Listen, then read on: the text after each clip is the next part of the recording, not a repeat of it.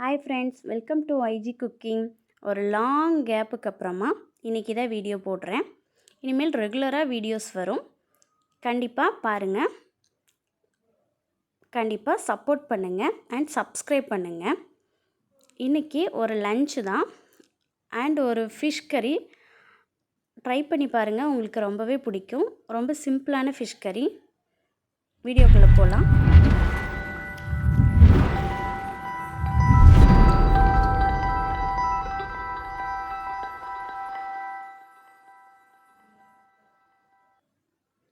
First fish கறிக்கு ஒரு கடாய் அடுப்பில் வச்சுட்டு நல்லெண்ணெய் ஊற்றிக்கலாம். இன்றைக்கி நம்ம எதுவும் வதக்க போகிறது, அதாவது வெங்காயம் வதக்கி பண்ணுறதில்ல, நம்ம வதக்கி அரைச்சி தான் பண்ண போகிறோம். ஸோ அதனால் ரொம்ப டேஸ்ட்டாகவும் இருக்கும். கண்டிப்பாக ட்ரை பண்ணி பாருங்கள். ரொம்ப ஈஸியான ஒரு ரெசிபி, பட் நல்ல டேஸ்ட்டாகவே இருக்கும். கொஞ்சமாக கடாயில் நல்லெண்ணெய் ஊற்றிக்கலாம்.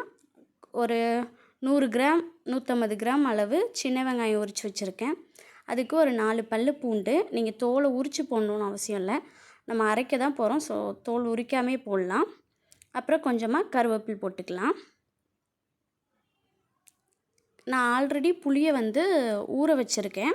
ஸோ இதில் ஒரு தக்காளி போட்டு, கொஞ்சம் நல்ல பெரிய சைஸ் தக்காளி, நீங்கள் சின்ன சைஸ் தக்காளியாக இருந்தால் 2 போட்டுக்கோங்க.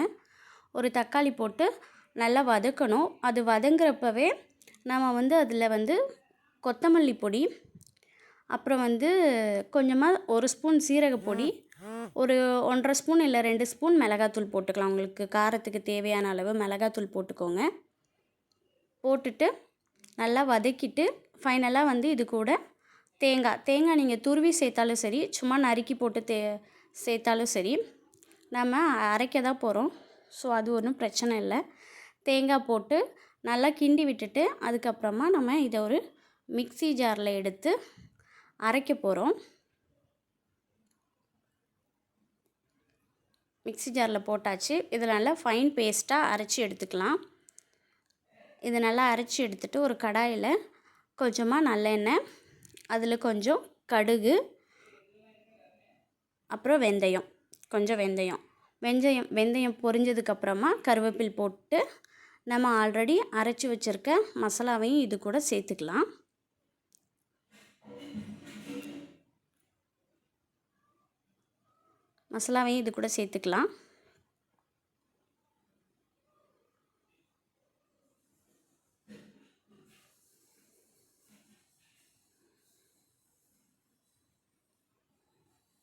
மசாலா சேர்த்துட்டு அந்த மிக்ஸி ஜாரை கழுவி அந்த தண்ணியும் சேர்த்துக்கலாம்.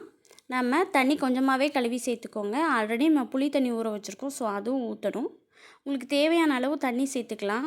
கொஞ்சம் திக்காக இருந்தால் இந்த குழம்பு நல்லாயிருக்கும். ரொம்ப திக்காக வேணாம், ஓரளவு திக்காக இருந்தால் நல்லாயிருக்கும். ஸோ புளி தண்ணியும் ஆட் பண்ணியாச்சு. இப்போ நம்ம சால்ட்டு போட்டுக்கலாம். நமக்கு எவ்வளோ தேவையோ தேவைக்கு ஏற்ற மாதிரி சால்ட்டு போட்டுக்கலாம்.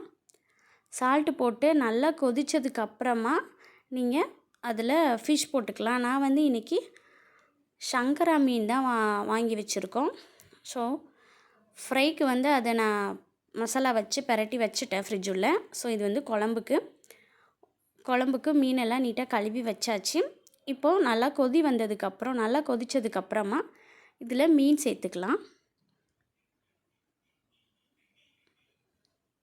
இந்த மீனில் கொஞ்சம் முள் ஜாஸ்தியாக இருக்கும், பட் டேஸ்ட் வைஸ் ரொம்பவே நல்லாயிருக்கும். கண்டிப்பாக இந்த மெத்தடில் நீங்கள் குழம்பு வச்சு ட்ரை பண்ணி பாருங்கள். ஒரு நாள் நல்லாவே டேஸ்ட்டாக இருக்கும்.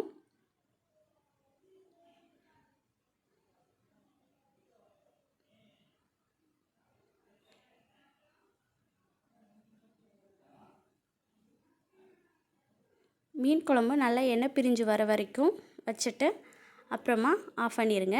ஃபைனலாக கொஞ்சம் கொத்தமல்லி இலை போட்டிங்கன்னா இன்னும் டேஸ்ட்டாகவே இருக்கும். மீன் நல்லா வெந்தாச்சு. இனி எண்ணெய் பிரிஞ்சு கொஞ்சமாக வந்ததுக்கப்புறம் நம்ம அதில் கொத்தமல்லி இலை போட்டு உப்பு செக் பண்ணிக்கோங்க. அவ்வளோதான், ஃபிஷ் கறி ரெடி ஆயிடுச்சு. ரொம்பவே டேஸ்ட்டாக இருக்கும். மஸ்ட் ட்ரை, கண்டிப்பாக ட்ரை பண்ணி பாருங்கள். இப்போ நான் ஆல்ரெடி ஃப்ரைக்கு வச்சுருந்தேன். ஸோ அதையும் எடுத்து ஃப்ரை பண்ணிவிட்டு லன்ச் ரெடி பண்ணிடலாம். இன்றைக்கி லன்ச் என்னென்னா சிக்கன் தொக்கு, சிக்கன் 65, ஃபிஷ் கறி, ஃபிஷ் ஃப்ரை. இதான் எங்களோட லன்ச்சு. லன்ச் ரெசிபி பிடிச்சிருக்கான்னு கமெண்ட் பண்ணுங்கள். மறக்காமல் எங்கள் சேனலை சப்ஸ்கிரைப் பண்ணுங்கள்.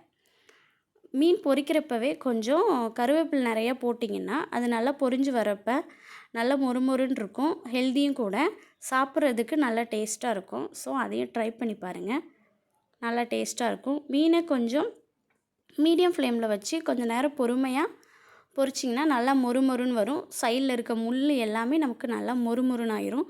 ஸோ இது மாதிரி பொரிச்சு பாருங்கள், டேஸ்ட்டாக இருக்கும். ஸோ சாப்பிட்லாம்.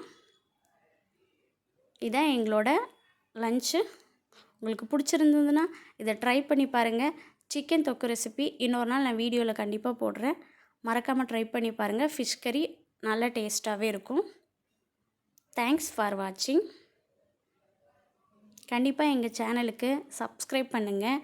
கீப் வாட்சிங், கீப் சப்போர்ட்டிங்.